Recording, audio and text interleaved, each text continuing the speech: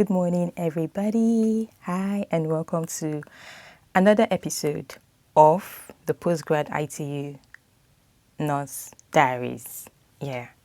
So today is Wednesday, and I have to go to class, but I have like 1 hour before class, so I thought I should just talk to you guys about what's been going on.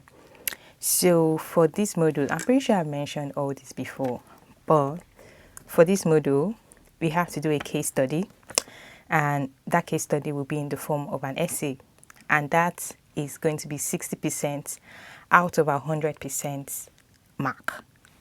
And then we have to do a presentation, which could be like on any rehab technique used in the ICU for ICU patients, and that presentation will be 40% of the 100% mark. So I've got 2 assignments for this module. And guess what? My formative assignment is due next week.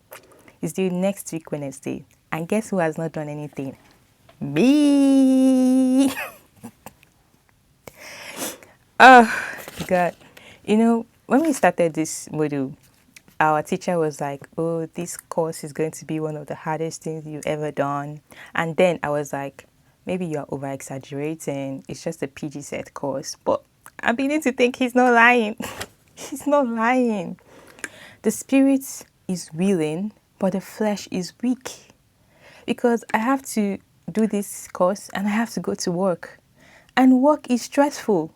It's not like work is not stressful because, oh, you are doing this course. Work is stressful. Yeah, so that's the update. But my summative is going to be due in January. So sometime mid-January. I think 19th of January is going to be due. I'm not sure exactly what I'm going to submit for the formative, but I'm just going to do something and submit and just start this assignment proper because I need to start.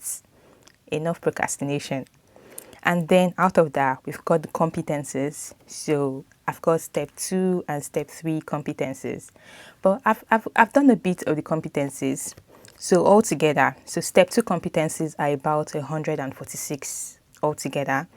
And step 3 competencies are about 125. So altogether, I have 271 competencies that will be submitted also 19th of January. I know it's looking like it's not plenty because as compared to the step 1 competencies, which are about 700 and something, but still, these competencies are heavy. Like, I'll be thinking like, oh, I can do 10 in a day. But when I now start reading for the competencies, they're like very heavy topics. And they have children and grandchildren and great-great-great-grandchildren, like, that you have to talk about. So these competencies are a lot. So for step 2 competencies, as at now, today, I have signed off 132 out of 146. So yeah, it's not bad. It's not bad. I mean, I should have probably finished everything by now, but laziness, and I have to have a life, people. And then step 3 competencies, I've signed off 69 out of 125 competencies. So altogether, right now, as of today, I have signed 201 competencies and there are 70 left. So I still have a long way to go. And I have to make sure all these are signed before January next year. Someone say hallelujah because I need God's help to get through to January. So this is my case study brief and I printed it out because I just like things in print. I know like we are moving into the digital world, but I still like things in print. So I printed out my assignment brief and I wanted to just, discuss, what is expected of me during this assignment. The case study essay, they expect us to write a 3,000 word essay and they said no more, no less. So that whole plus or minus 10%, they don't want it. 3,000 on the dot. And they said that's inclusive of tables and diagrams. I'm not sure how possible that will be, but we'll see.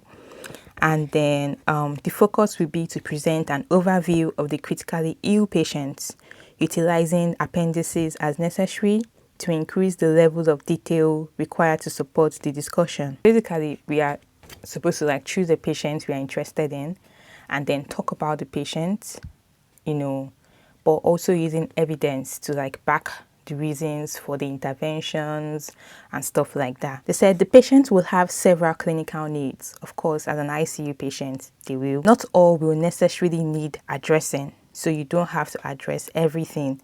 And only those identified by the author need further examining in greater depth and breadth within the body of the essay.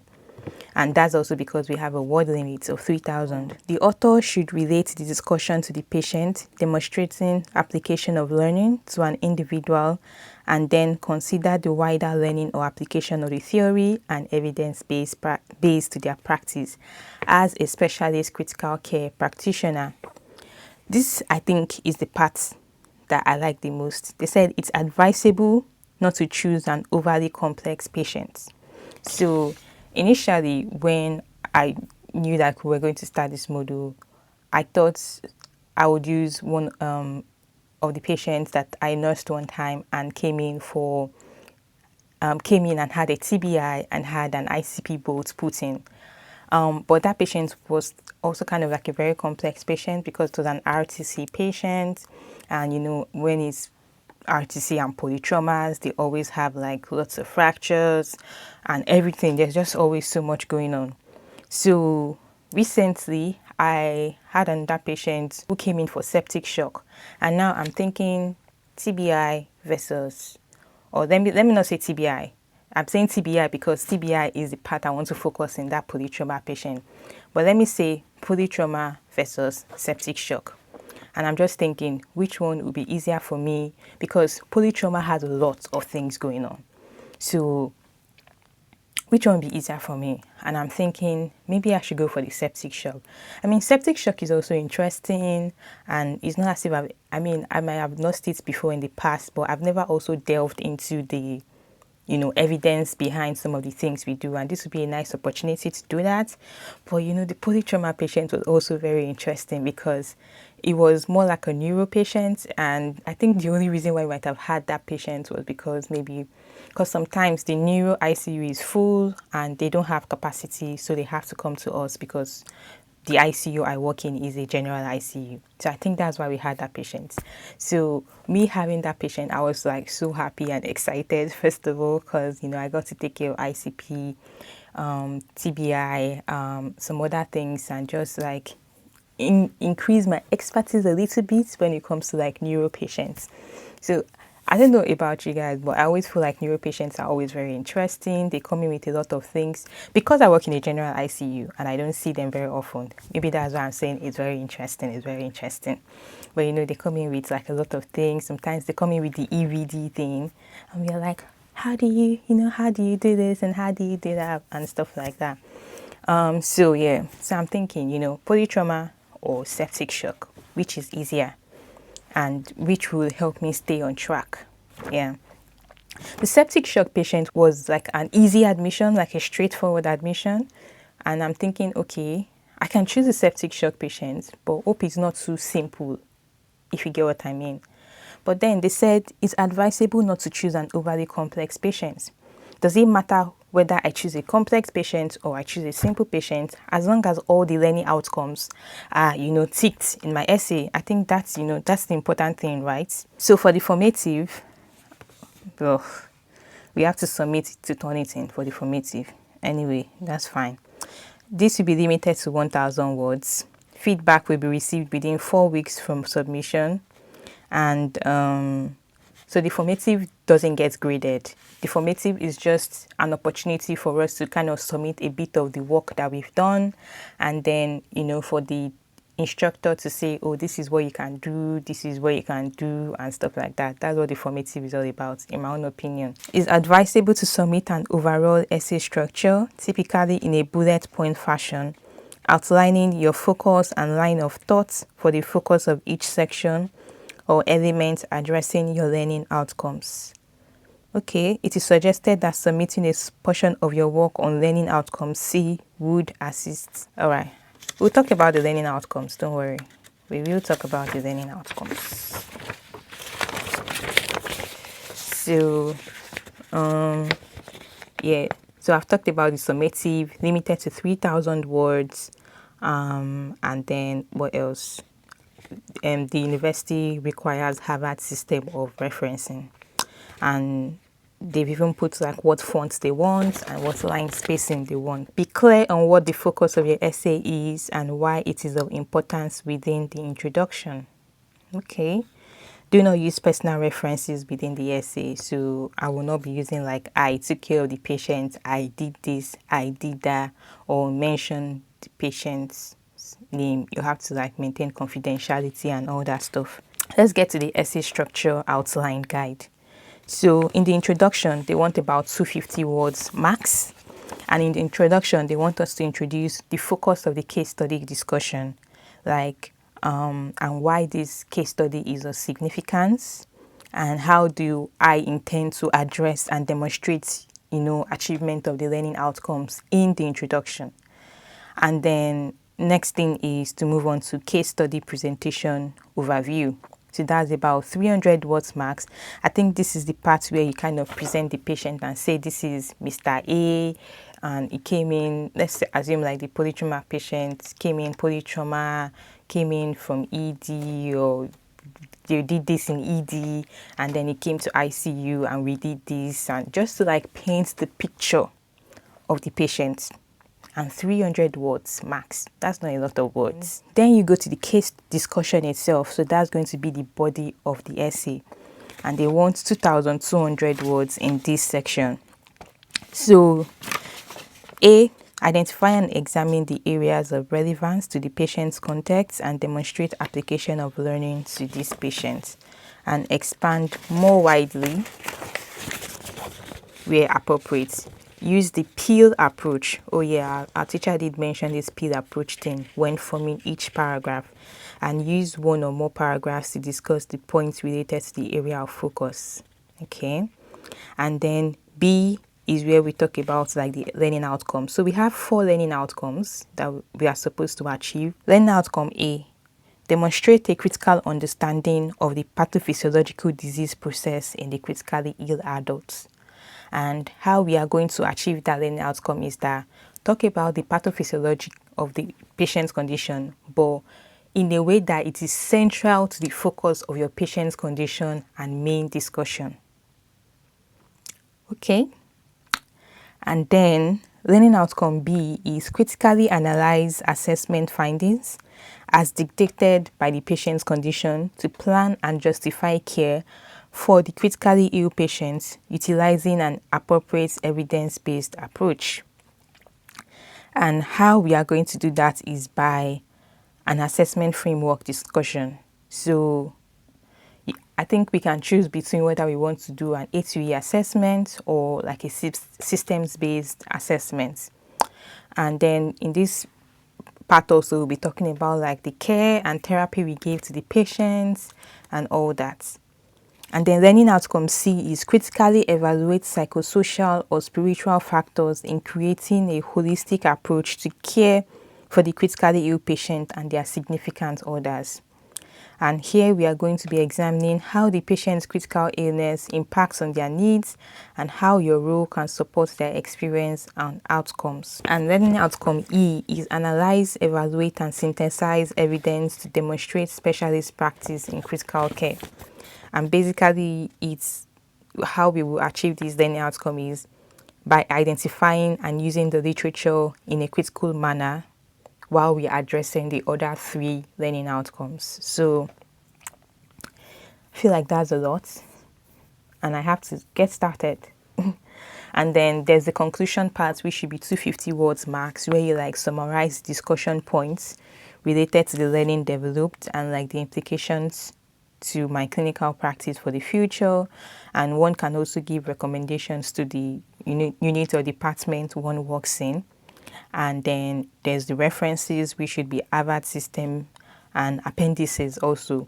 So the appendices do not contribute directly to the grading, but they can help support the information of the discussion in the essay. And yeah, that's it.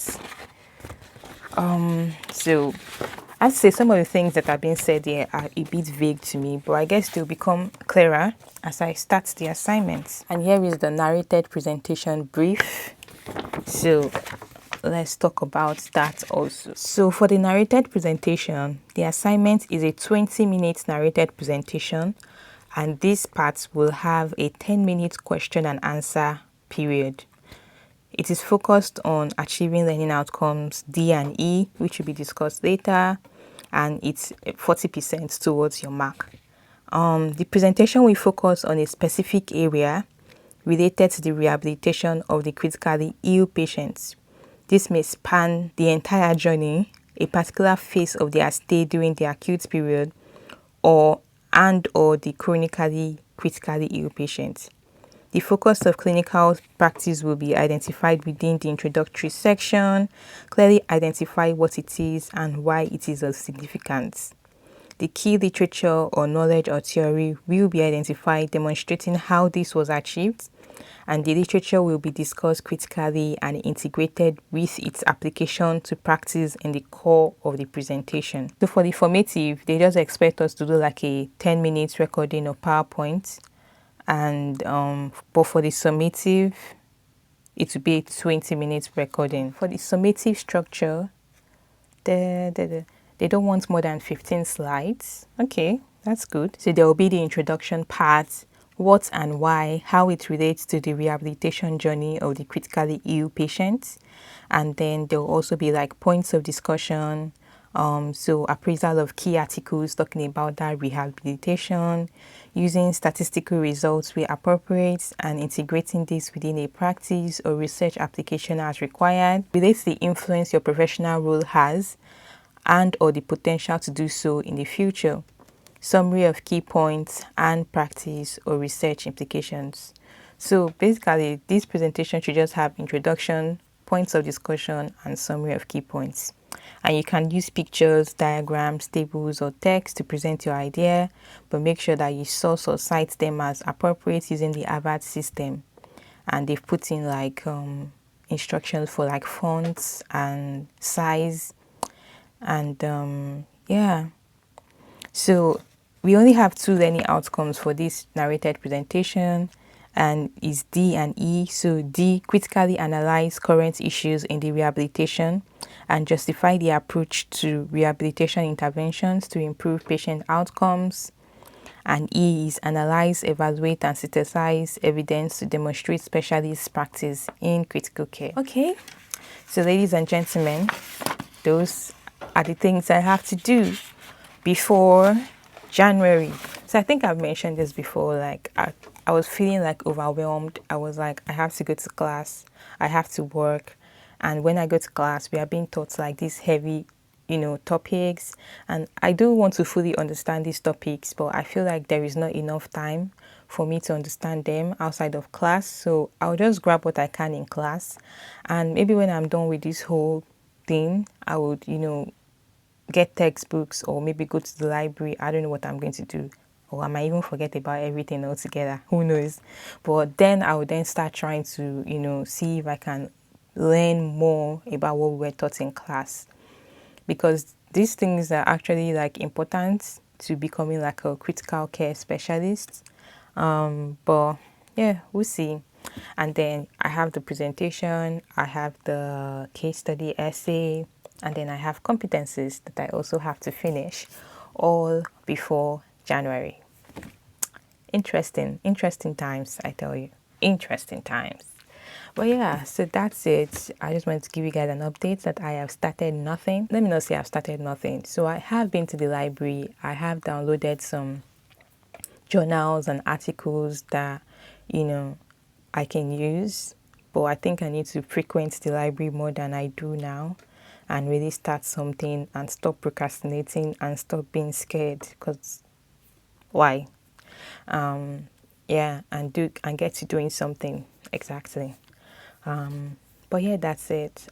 We have class today. I don't know when last I looked at pre-session activities before I went to class, but let's see if we can do it now. I've become so lazy. Like, I'm so tired.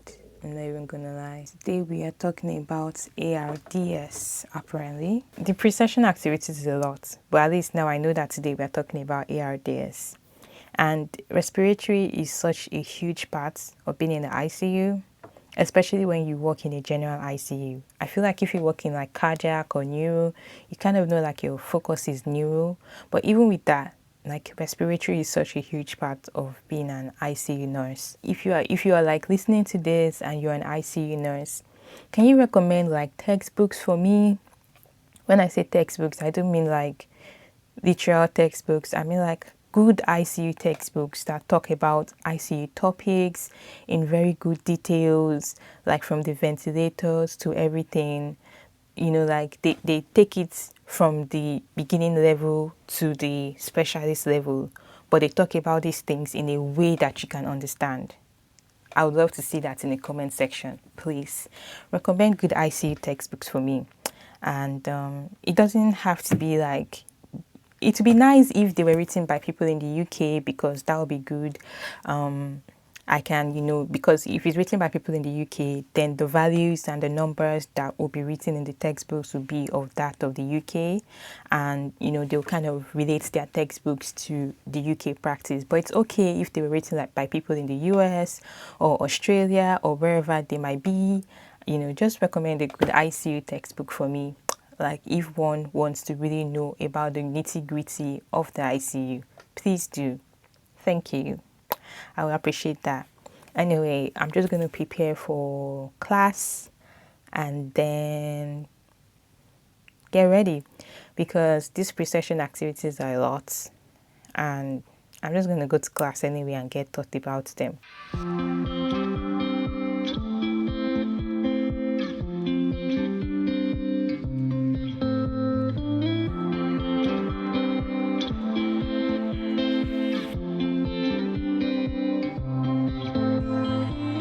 I'm back from class and today was a long day.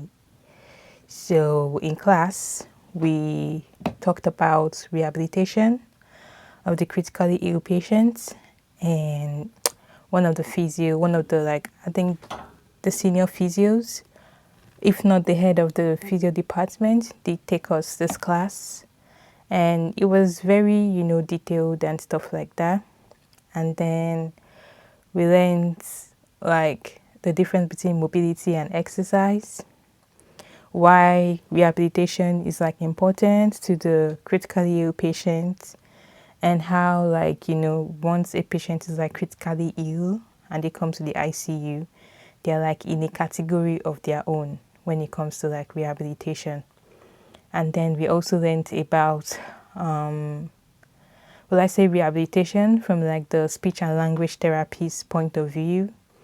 So like, just telling us like more details into like when we would need to refer things to her, not just like, most times I think the only time it ever occurs to me, especially to refer to the speech and language therapist or to ask for help from her is maybe the patient has swallowing problems. Then I'll be like, yeah, let me refer you to the SALT team. But like, speech, anything that affecting the speech, so communication and all that, and then language, and also I guess she taught us also about like the effects of the ET tube on the vocal cords and the larynx. So yeah, and especially patients that have been intubated for like a long time, and even people that might have been intubated for like a short time might still have problems with their vocal cords and have problems later with communications and stuff like that. Then after all that, we started the ARDS session. God, it was a long session because ARDS is like, it's a huge topic. And and I think the thing that I really learned today is like ARDS is like a syndrome, just like sepsis is like a syndrome. It's not the main disease. It is caused because of something else. At least something else I was able to grab was that, lung protective measures are really important in ARDS. So tidal volume of 6 in order to prevent ventilator associated lung injury. That's what I was able to. We taught a lot, like so much, like the pathophysiology of ARDS and stuff like that. And you know, it's a lot. It was a lot, yeah. But that's what we taught today, guys. And I'm just probably going to chill and see if I can do something on my assignment. No, not doing assignment today. Yeah, I know that the assignment is due next week. I know it's due next week Wednesday, but I am so tired. Like, when you just sat down through hours of lectures, I'm so tired. And it's already dark. It's just like past 5, and it's dark already. It's that time of the year. All the willpower I have to work is dead for today. So I'll see if I can do something, but if not, it's fine. It's fine. I probably will just have to dedicate like a day to do something for the formative assignments and then submit and start my assignment proper.